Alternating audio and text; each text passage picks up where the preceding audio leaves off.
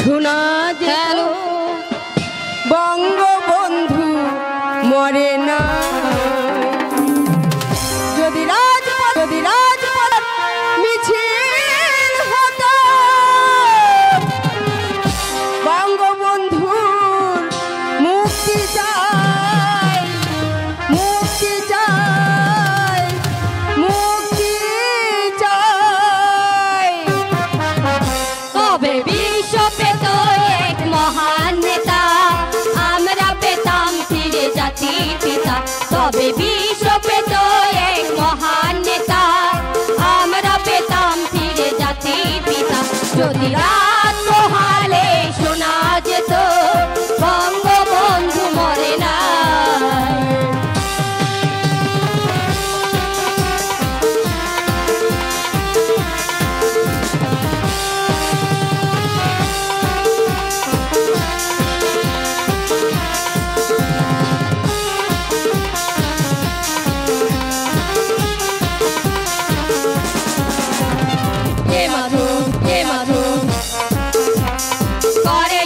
কখনো মাথা নত যে মানুষ ভীরু কাপুরুষের মতো, করেনি তো কখনো মাথা নত। এনেছিল হায়দার কবর থেকে আমাদের প্রিয় স্বাধীনতা, স্বাধীনতা, স্বাধীনতা। তবে বিশ্ব পেত এক মহান নেতা, আমরা পেতাম ফিরে জাতির পিতা। তবে বিশ্ব পেত এক মহান নেতা, আমরা পেতাম ফিরে জাতির পিতা। যদি রাত পোহালে শোনা যেত বঙ্গবন্ধু মরে নাই।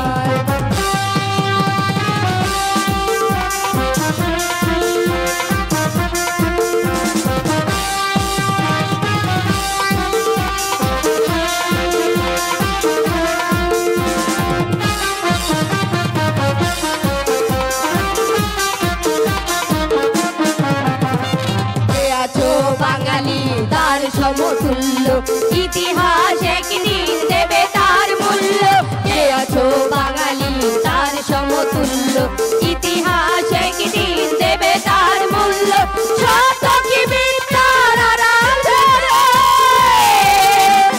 যায় না রাখা কখনো তার, কখনো তার, কখনো তার। তবে বিশ্ব পেত এক মহান নেতা, আমরা পেতাম ফিরে জাতির পিতা। তবে বিশ্ব পেত এক মহান নেতা, আমরা পেতাম ফিরে জাতির পিতা। যদি রাত পোহালে শোনা যেত বঙ্গবন্ধু মরে নাই।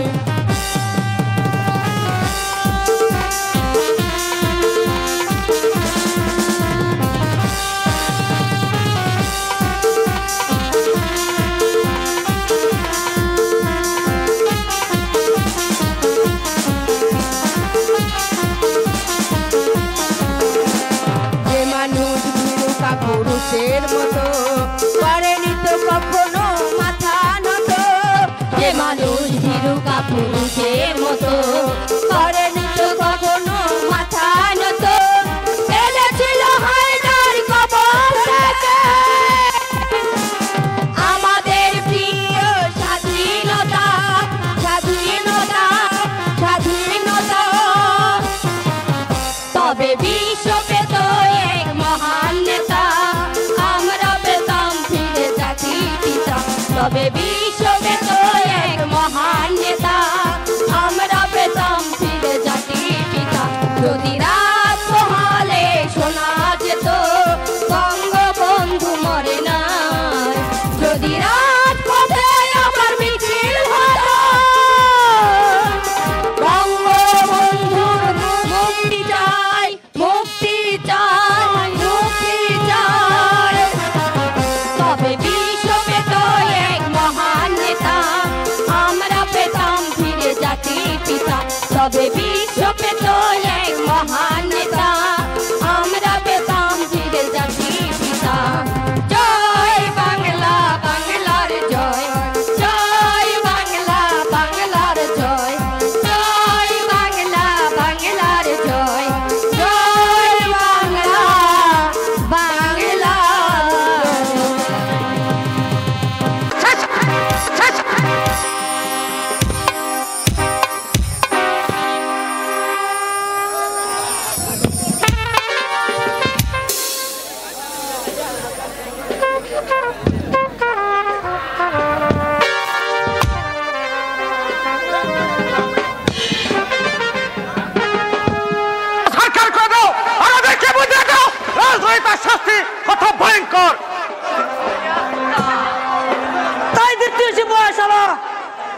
অসভ্য ছোট লোক বলে কিনা রাজস্ব দিবে না। এবার এবার কে করে রক্ষা করবে? ওরে ওরে কে কোথায় আছিস? রাজার লোকেরা গায়ে হামলা দিয়েছে, লাঠি বর্ষা নিয়ে তারা রূপে দাঁড়া।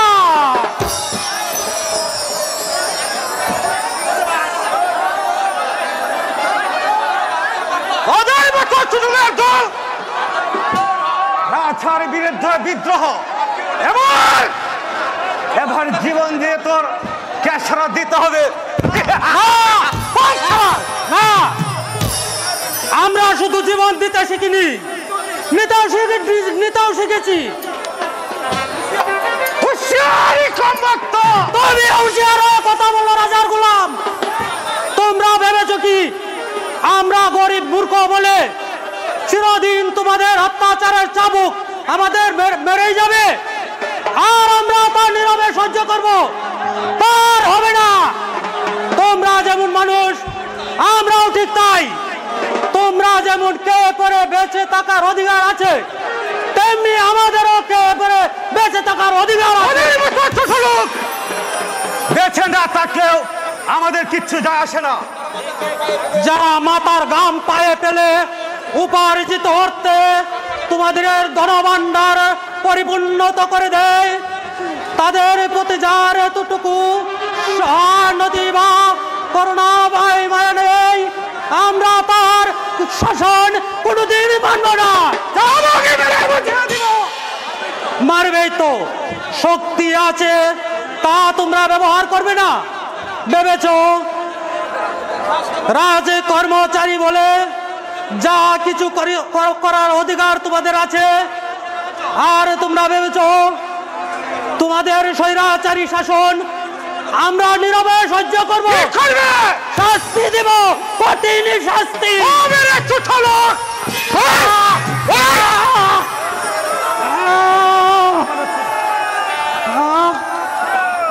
মারো, যত শক্তি আছে অপচয় করো, কিন্তু কিন্তু হুঁশিয়ার, দিন আসছে সেদিন এই অত্যাচারীর মৃত্যু, স্বৈরাচারী শাসন মৃত্যু ধরে বিচার হবে।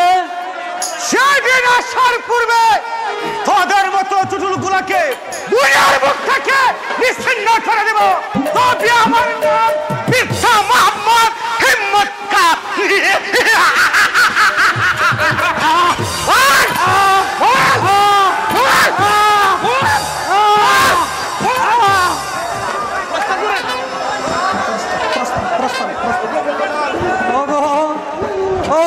ভগবান, দেশের দুর্দিনে স্ত্রী পুত্র নিয়ে দুবেলা পেটে ভরে খেতে পারি না, তার উপর রাজস্ব দিতে পারিনি বলে ওরা ওরা এমনি ভাবে অত্যাচার করবে। তুমি এর বিচার করো ভগবান, তুমি এর বিচার করো।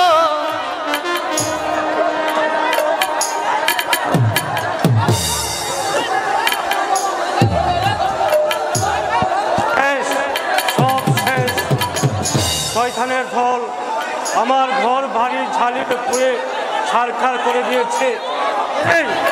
নেই আজ আমার কিছু নেই। কি হলো নিমাইদা, তোমার এই অবস্থা কেন? শয়তান সিপাহ সাপা আমার ঘর বাড়ি ঝালিয়ে পুড়ে শেষ করে দিয়েছে।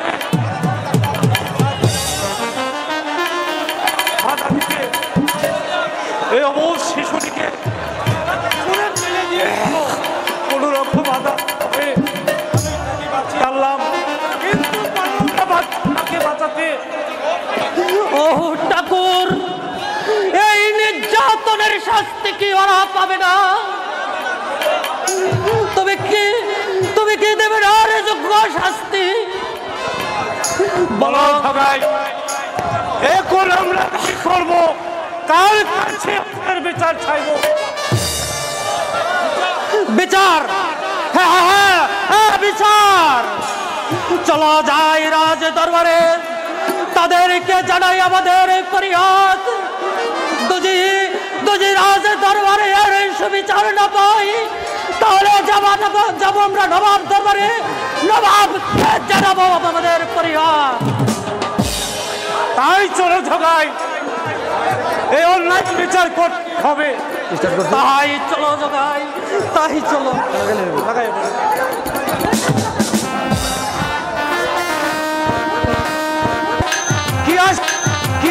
মাত্র 2 বছরে ইন্দ্রপুর রাজ্যের একই পরিবর্তন। পিতার মৃত্যুর পর মাত্র 2 বছরে ইন্দ্রপুর রাজ্যের একই পরিবর্তন, ইন্দ্রপুরের একই পরিবর্তন। ইন্দ্রসেনের সেই শ্রদ্ধার সময়ে মূর্তি যেন আজ বিষাদ বলি, কেন আজ চারদিকে এত হাহাকার, কোথায় যেন হারিয়ে গেল ইন্দ্রসেনের ইন্দ্রপুরের সেই শস্য সমল খাদ্য ভাণ্ডার। পিতা জীবিত থাকাকালীন যে প্রজারা সুখে স্বচ্ছন্দে দিন কাটাতো, সারাদিন মাঠে কাজ করে যে প্রজারা সন্ধ্যায় ঘরে ফিরে সারা বাড়িতে আনন্দের জোয়ার বয়ে দিত, পিতার মৃত্যুর পর মাত্র 2 বছরে কেন আজ দিনহীন প্রজাদের মাঝে এত কাতর আর্তনাদ? কোথায় হারিয়ে গেল সেই মাঠের ফসল? মাঠ থেকে উধাও হয়ে গেছে কুমার। কোথায় ওতে মুনাফাকুর কালো বাজারিদের গোপন গুদামে? আপনারা কি করেছিলেন? আপনারা কি নাকে তেল দিয়ে ঘুমিয়েছিলেন? সম্মান করতে পারেননি সেই গোপন আস্তানার, ধরে আনতে পারেননি সেই কালো বাজারি মুনাফাকুরদের, ওদের কি ধরে নেই চাবক মারতে পারেননি প্রকাশ্যে জনতার দরবারে? তাদের আমি সন্ধান করবো কুমার।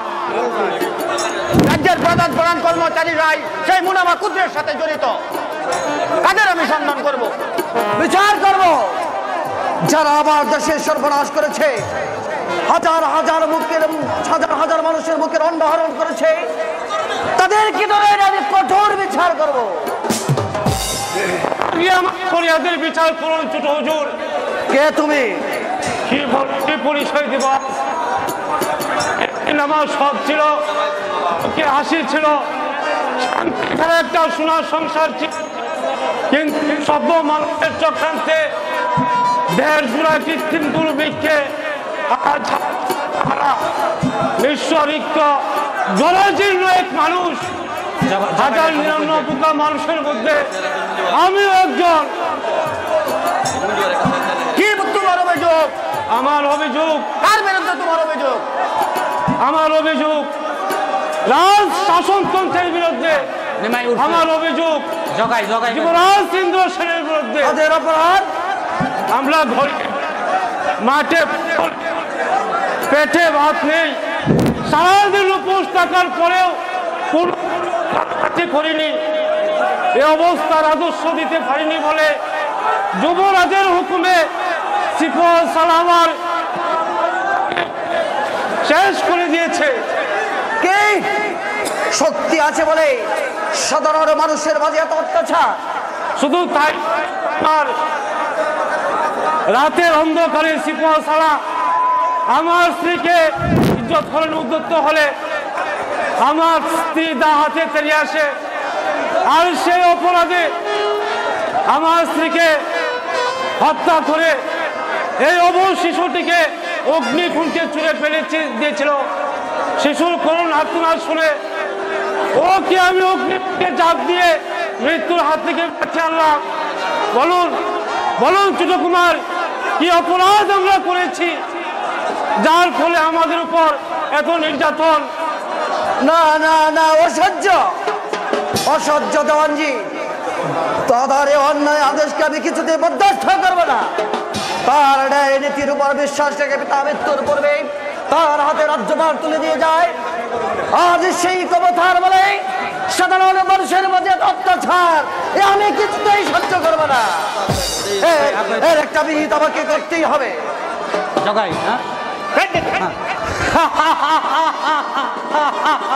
তাই করুন ছোট কুমার, তাই করুন, নইলে ওই সুন্দর পৃথিবীতে বেঁচে থাকতে পারবো না।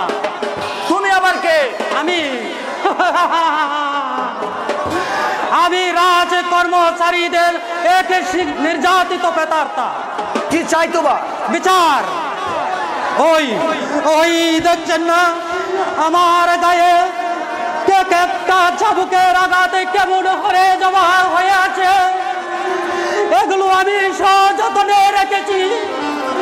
একদিন জনতার মাঝে এই স্বৈরাতন্ত্রের শাসনের বিরুদ্ধে এই বিচার হবে। এই চাবুকের আঘাতগুলো এক একটা করে সাক্ষ্য দিবে। ও ঠাকুর, এবার আমি কোন পথে চলবো তুমি বলে দাও ঠাকুর। দাদার এই অধ্যায়ের আদেশ আমি যার সহ্য করতে পারছি না। সহ্য নয়, প্রাসাদ থেকে চলে গেলে পারিস। কে তোকে বেঁধে গেছে?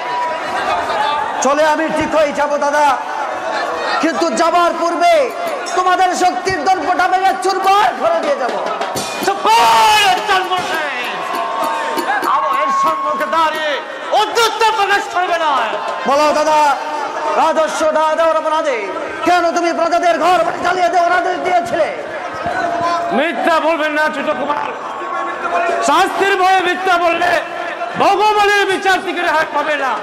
রেখে দাও তোমার ভগবানের বিচার। ভগবানের ভয় ইন্দ্র সেন করে না। তুমি অযথাই উত্তেজিত হচ্ছ বাবাজি। আমরা হচ্ছে সাধারণ মানুষের অন্নদাতা। আমরা যদি তাদের প্রতি এত অবিচার করি তাহলে ওদের রক্ষা করবে কে? আপনাকে আর জ্ঞান দিতে হবে না দেওয়ানজি। রাজকার্য পরিচালনার ব্যাপারে আমি আপনার চেয়ে ভালো বুঝি। আমি বলছি দাদা, এখনো সময় আছে। প্রজা নির্যাতন থেকে তুমি বিরত হও, নইলে তোমার ধ্বংসকে কেউ রোধ করতে পারবে না। যাদের স্থানে পায়ের নিচে তাদেরকে মাথায় তুলে দেওয়া যায় না। না, যারা আমার বিরুদ্ধে মাথা তুলে দাঁড়াবে তাদেরকে আমি সবলে শেষ করে দেব। বাহ, চমৎকার বিচার এই সভ্য মানুষের। স্তব্ধ জানোয়ার। কেন? কার বয়ে? কিসের বয়ে? মৃত্যু সে তো অনেক পূর্বেই হয়ে গেছে, আর কেন আমি ভয় করব? চলে এসো নিমাই। এই সভ্য সমাজের মাঝে গরিব কোনোদিন মানুষের মর্যাদা পায় না। সেই সমাজে তোমার আর আমার মতো মেহনতি মানুষের কোনোদিন সুবিচার হবে না। কোথায় যাবে জগাই?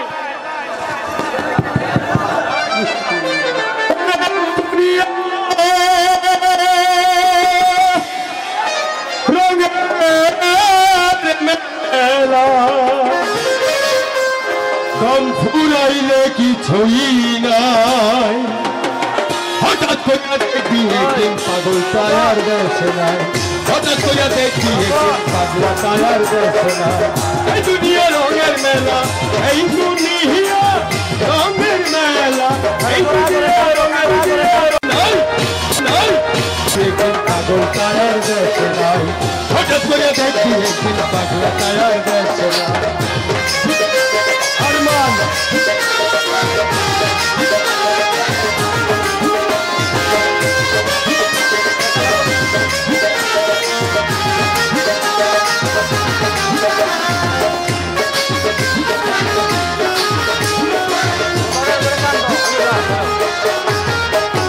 লাল সালোয়ার নেংটি পরে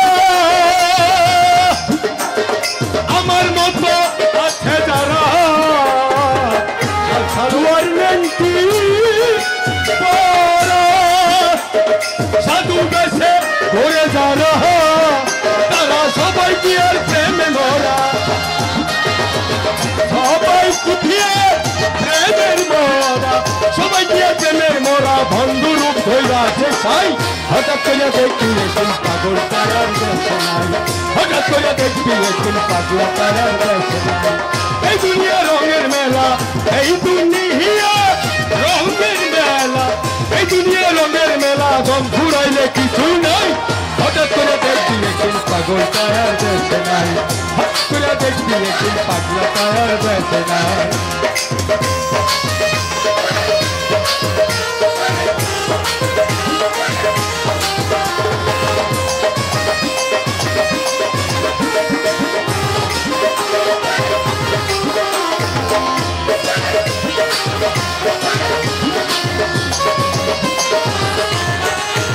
সকল মায়ার বাঁধন ছিন্ন করে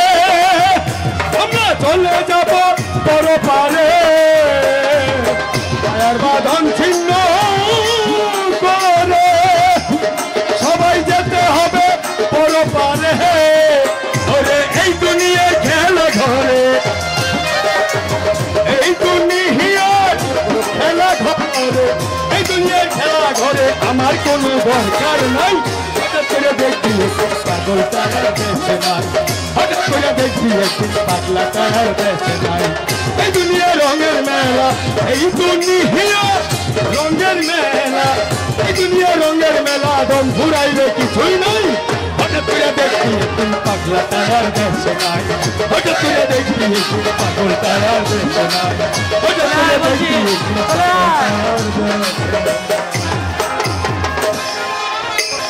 দাদার অপরাধের আমি তোমার কাছে ক্ষমা চাইছি বাবা, তুমি আমাদেরকে ক্ষমা করে দাও, তুমি আমাদের রাজ্য ছেড়ে কোথাও চলে যেও না। কই আমার স্ত্রীর বুক পদার্থ আছে সিপাহ ছাড়া তো তাকে ক্ষমা করেননি, তবে আমি কেন ক্ষমা করব? বিচার হবে, শয়তানের কঠোর বিচার হবে। কেউ আমার বিচার করবে? আমার এই অদ্যমিত শিশু, কারণ অগ্নিকুণ্ডে থেকে যে সন্তান শিবকে এসেছে সে তোমার মতো শয়তান নয়, সে চলন্ত বারুদ।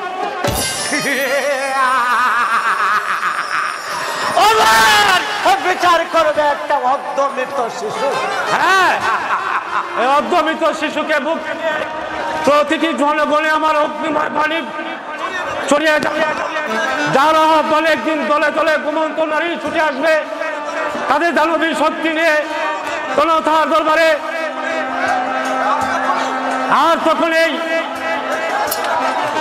আর তখন এই শিশু জনতার দরবারে অত্যাচারী কুটুর হবে। একটু হিম্মত একটা ছোট লোকের! চাবুকে মেরে ধরে আনে তার কীর্তিমান পুরুষ, অনেক কীর্তি আপনি করেছেন, আর বেশি হবেন না, তাইলে আমি ধৈর্য রাখতে পারবো না।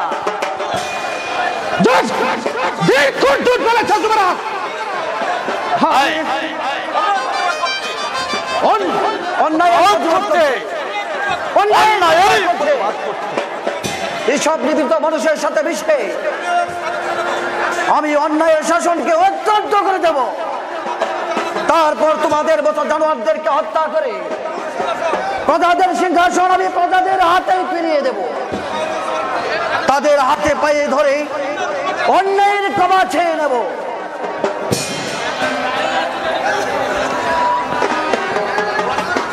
প্রজাদের পক্ষে ছোট্ট কুমারের এই পক্ষপাতিত্ব আমি তীব্র প্রতিবাদ করছি। যুবরাজ, হ্যালো হ্যালো হ্যালো, কে বলতেছেন আপনি?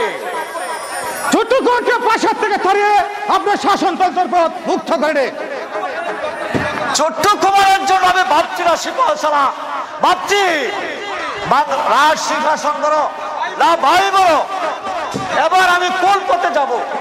পরিস্থিতির যে জটিলতা দেখা দিয়েছে, চন্দ্র সেন আমার ভাই হয়েও সে আমাকে সমর্থন দিচ্ছে না। ওগো ভগবান, তুমি বলে দাও এখন আমি কোন পথে যাব? ভাইয়ের যুক্তি মেনে নেব না অন্যায়ের চাবুক আমি শক্ত হাতে ধরবো? অন্যায়ের চাবুক আমি শক্ত হাতে ধরবো। যুবরাজ আমি ভীষণ ভাবনায় পড়লেন, কাকে ছাড়ি কাকে ধরি। আমি এমনি বিষ ঢালবো, সেই বিষে নবাব হবে না, আমি হব পায়ে শিরা পর্যন্ত বলিতে বাধ্য হবে। আরে সুযোগে আমার খাত আমি ঠিকই চালিয়ে যাব।